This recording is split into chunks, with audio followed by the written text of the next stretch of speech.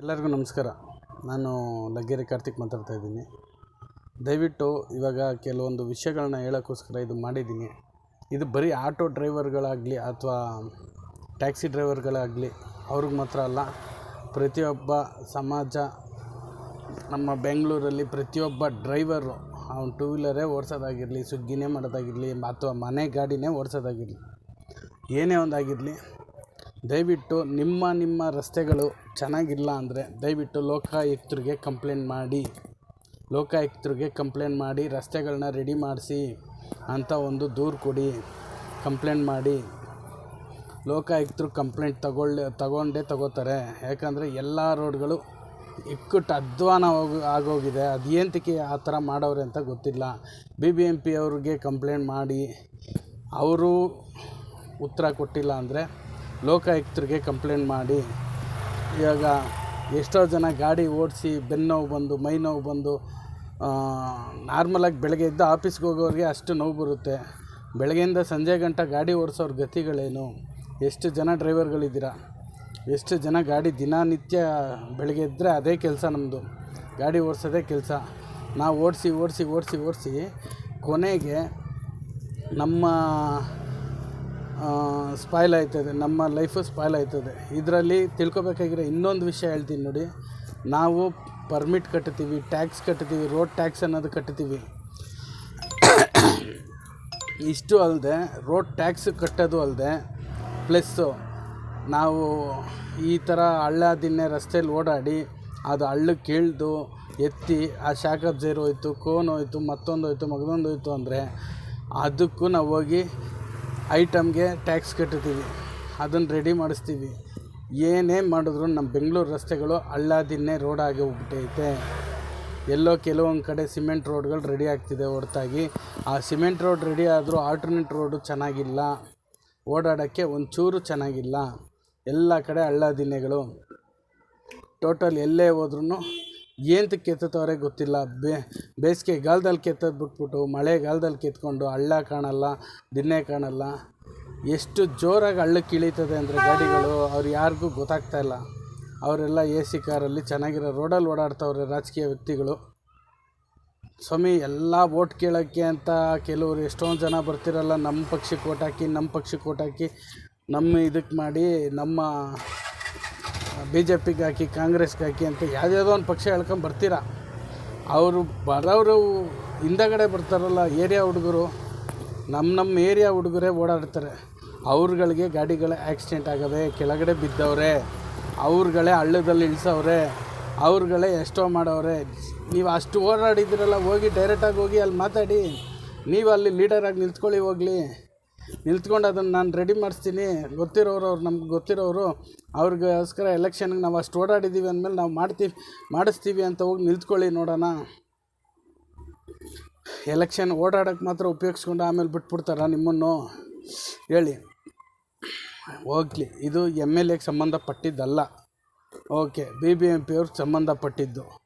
ಇದು MLA MP ಗಳಿಂದ ಮಾತಾಡಿಸ್ಬೋದು. ನೀವು ಏನಕ್ಕೆ ರಸ್ತೆ ಹಿಂಗಿದೆ, ಆ ರಸ್ತೆನ ರೆಡಿ ಮಾಡಿಸಿ. ಯಾಕೆ ನಾವೆಲ್ಲ ಏನಕ್ಕೆ ಪರ್ಮಿಟ್ ಕಟ್ತಾಯಿದ್ದೀವಿ, ಏನಕ್ಕೆ ಟ್ಯಾಕ್ಸ್ ಕಟ್ತಾಯಿದ್ದೀವಿ, ಏನಕ್ಕೆ ರೋಡ್ ಟ್ಯಾಕ್ಸ್ ಅಂತ ತೊಗೋತಾ ಇದ್ದೀರಾ?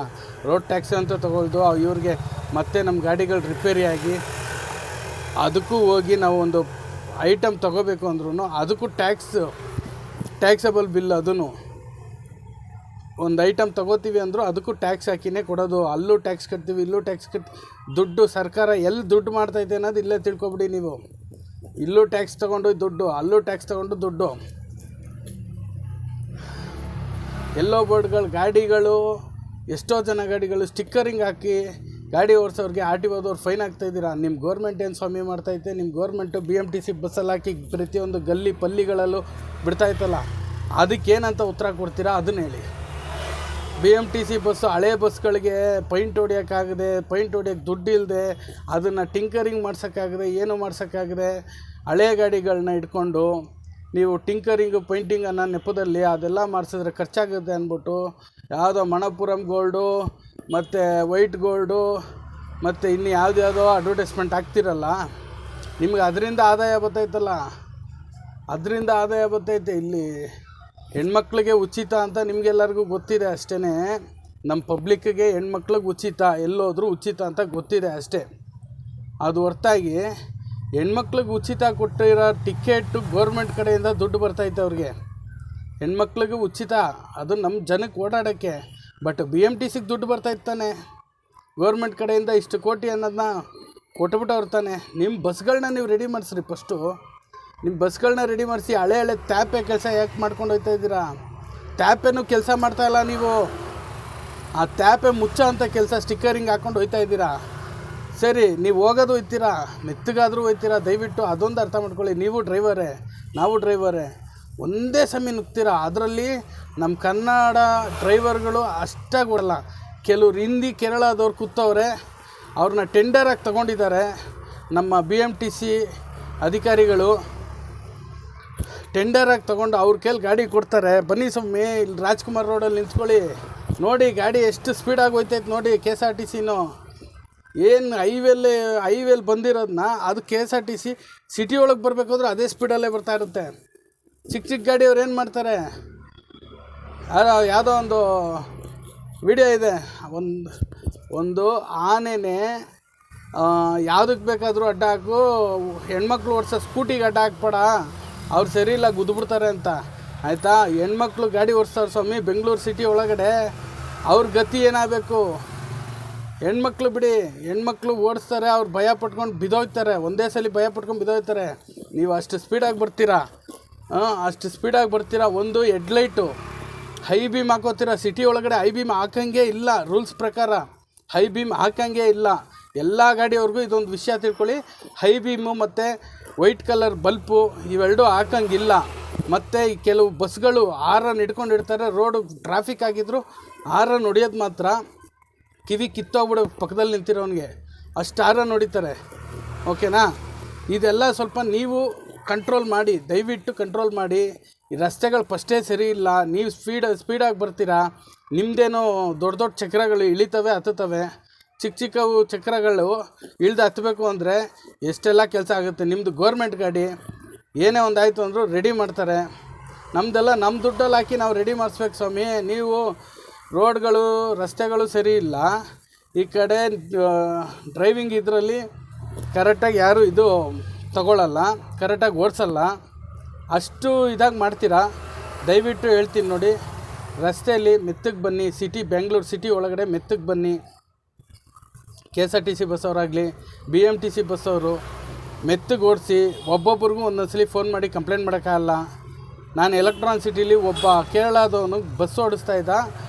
ಒಂದು ಎಷ್ಟು ಸಂದಿಲ್ ತೂರ್ಸ್ಕೊಂಬಂದವನೇ ಅಂದರೆ ಅವನ ಮೇಲೆ ಫೋನ್ ಮಾಡಿ ಕಂಪ್ಲೇಂಟ್ ಮಾಡಿದ್ದೆ ನಾನು. ಅದೇನು ಆ್ಯಕ್ಷನ್ ತೊಗೊಂಡ್ರೋ ಇಲ್ವೋ ಅದ್ರದ್ದೊಂದು ಸೋಷಿಯಲ್ ಮೀಡಿಯಾ ಮಾಡಿರಿ, ಹೋಗಲಿ ನೋಡೋಣ.